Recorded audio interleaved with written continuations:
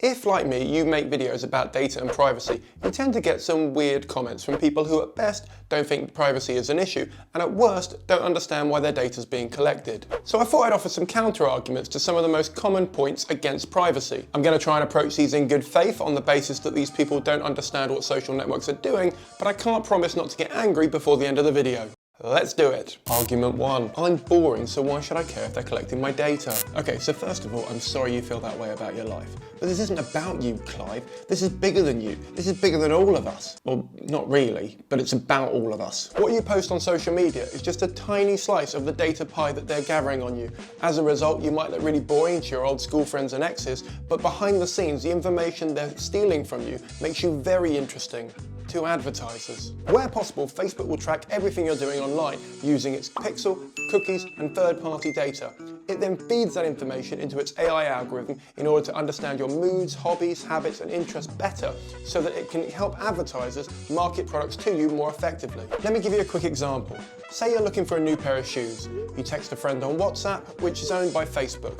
They send you a link to a shoe website that has Facebook Pixel installed on it.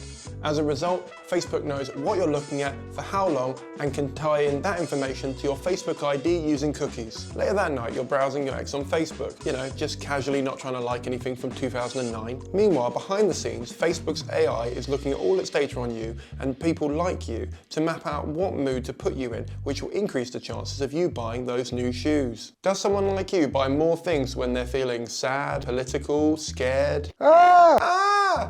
Once the AI knows this, it shows you content to change your mood to make you feel that way. Once it's shown you enough content to change your mood, it shows you an advert for the exact pair of shoes you were browsing, and boom, you're more likely to buy them. This is a big reason why Facebook changed its like button to a range of emotions. By getting you to pick one of a range of emotions, Facebook can better categorize all the posts on its platform, which means that when it needs to show you some mood-making content to get you in the right headspace to buy more crap from its advertisers, it can do that very easily. Of course, if you're British like me, your Facebook posts now have a wider range of emotions than you do. And when you look at them from left to right, they tell the story of a relationship gone wrong. So if it's any consolation, Clive, Facebook finds you very interesting. Argument 2. If Instagram wants to try and sell my holiday photos, let them. Look, Chad.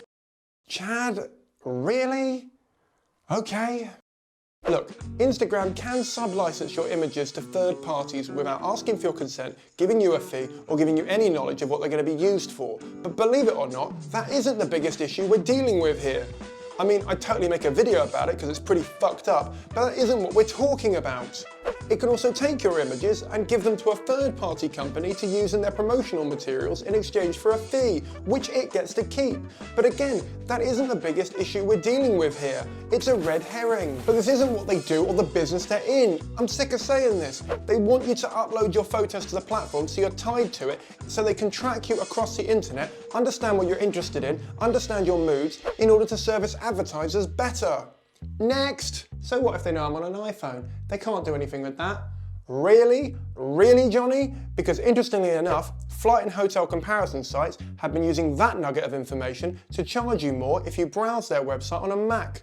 Every little bit of information you give them allows them to make another assumption about you, and knowing you're on an iPhone means they can assume that you're willing to pay that little bit more for a brand. If the film Pretty Woman was made today, Julia Roberts would go on the Chanel website using Richard Gere's iPhone 12, and instead of booting her off, they'd use the data on that phone to jack up the prices and milk her for all she's worth. It's not a bad idea for a Black Mirror episode. I might go and tweet Charlie Brooker after this. If you're doing nothing wrong, you've got nothing to hide. Well, Dave, there's some shit in your life you just don't want everybody knowing. Have you ever been a pregnant teenager not ready to tell your parents? No? Well, lucky you. Reportedly, one woman had this exact thing happen to her when Target emailed her coupons for motherhood products because her buying habits matched those of expecting mothers. She didn't even know she was pregnant at the time. Now, wherever you find this story, the details are super sketchy and vague, but the TLDR is that Target uses its loyalty program to track all of its sales for individual customers. Target is using this data to, well, target your future behaviour with adverts and coupons. After this came out, Target said it was going to mix in less relevant ads into its targeted ones so customers couldn't work out how accurate its AI is. Imagine having to crowbar in bad adverts because your AI is so good at predicting what people need or want in the future. CCTV's early motto was, if you've got nothing to hide, you've got nothing to fear. But do you? Do you have nothing to fear? It's not necessarily about hiding wrongdoings, it's just some things in your life you don't want everybody knowing. from your political beliefs to your sexuality to if you're the kind of monster who likes Marmite on toast. This idea hinges on the idea that surveillance is only there to look at wrongdoers. Not little old you and me, but as we've just seen in that last example of surveillance capitalism, this couldn't be more wrong. Wronger? Incorrect. This couldn't be more incorrect. Privacy is becoming an increasingly abstract concept that we only seem to care about once it's gone. And these days it's going faster and faster. Data can be abused even if the person it's being mined from hasn't done anything wrong. It's not about hiding something you've done wrong, rather what private businesses or governments can do with that information about you. Be wary of anyone who uses this argument because it either means they don't understand data or they have no shame. We've all got something to hide because we're always evolving as people, and maybe that haircut you had 10 years ago isn't a photo you want used in your obituary. Argument 5. They need that data to improve the service. It's no different to market research. Yes, it fucking is! Firstly, market research explicitly asks you for the information they're taking from you, and they often pay you for it. Facebook is shady as shit and deliberately ambiguous, so you can't make an informed choice. Stop normalizing data collection, Barry! They do use some of this data to improve the service, but the side of the service they use to improve is often the side that you never get to see. I deserve a fucking medal for nailing that first take. Pretty much all social networks are running two businesses. One business is the social network we use. Any improvements here are actually designed to get more of our data. As a result, they never act in our best interests. The other business is an ad platform that's run on that data. We give them no money, and marketeers give them billions. So who do you think they're going to be more distracted by? You're voluntarily helping marketeers advertise to you better, which on paper doesn't seem so bad until you realise that they're doing it through behaviour modification and conducting experiments to change our emotions. But that's buried deep in their terms of service. What's the worst they can do? Show me adverts? I'll ignore them anyway. Red herring, Jeff. Digital surveillance is so much more than just showing you an advert. As a result, let's park that issue and focus on the big picture. The information that corporations collect isn't regulated or safeguarded, even if it's given willingly. This opens up their entire database to hackers, who to date have stolen millions of dollars from unprotected credit card numbers. So you might not be buying things, but someone might be on your card. Shh, fine. Oh, sorry, can I just get past? Thanks, yeah.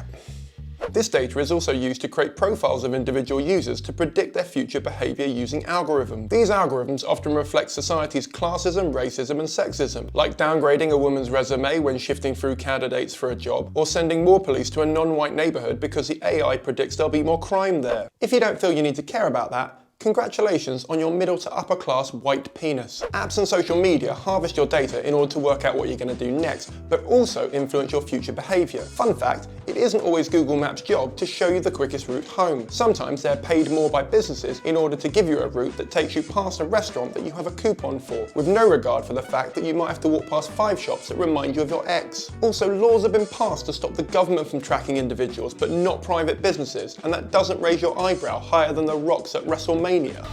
This means the government can't track you, but Facebook can. Once more for the people at the back. This means that elected officials can't track you, but private corporations can. The government and the police can now go to Facebook and request data on you, meaning that in some ways, Facebook is more influential than the government. But I suppose, just like the adverts, you'll ignore them when they come to your front door. Argument 7. But I don't have a problem with them taking my data if it makes the tech I use more efficient. The problem isn't with users voluntarily giving data to tech companies. The problem starts with sophisticated data collection and surveillance, which is happening without the user's knowledge or consent. This makes digital surveillance a sneaky, unethical and dangerous practice. Oh, and for the record, I don't count clicking OK because it's easier and quicker than reading the 9,000 page manuscript they call their terms and conditions as consent. Here's a couple of fun examples that have come out in the last few years. Amazon's Alexa will play songs on demand and get you other information such as the weather report for when we're eventually allowed to go outside again. But she's also gathering data on other activities such as your conversations and even your sex life without your consent. Some companies have been accused of spying on customers via their sex toys. Well, technically not their sex toys, it was the app, but it's just as invasive. It was collecting data about the date, time, and how long you were using the vibrator for and storing it on the servers along with private email information. What wankers? Some retail stores installed cameras in their dressing room so they could easily check to see if your jeans fit. These booty cams were designed to cut down on returns, which meant they were 100% effective as I never went back to any shop that had them installed. Oh,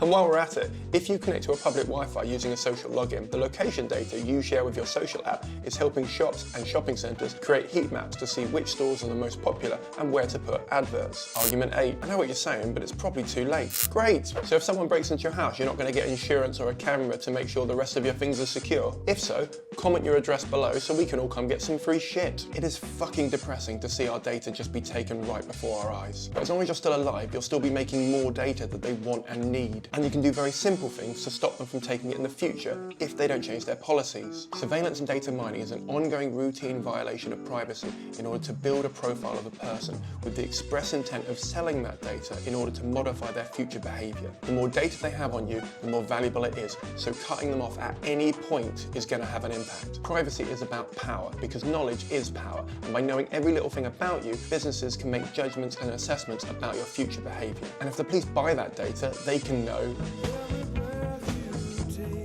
Oh, fuck off! Advertisers do not have your best interests at heart. Why would they? They don't even know you. So in short, any argument you can have about data privacy needs to ask, are you okay with unregulated power for tech giants and their government friends? And is convenience worth giving up your privacy? So what can be done about it? Not a lot. Sorry, force of habit, we can actually do something about this one. I don't want to leave you without some sort of solution about how to resolve or evolve your use of the internet. So here's a few small things you can do to shift the situation. Firstly, where possible, browse in incognito mode. It's not just for porn anymore. Secondly, remove apps off your phone if you're not using them, or at the very least, remove the permissions while you're not using them. Thirdly, try and use apps that don't track you, like DuckDuckGo, which claims to emphasize our privacy and avoid the filter bubble of personalized results, or Signal, which uses the same encryption software as WhatsApp but doesn't track or sell any of your data. If it's good enough for Zuckerberg, it's good enough for you. Stop and think about how all of this makes you feel. All of these arguments are reasonable in a world where being spied upon is normal. So take a second and think, am I okay with private businesses mapping me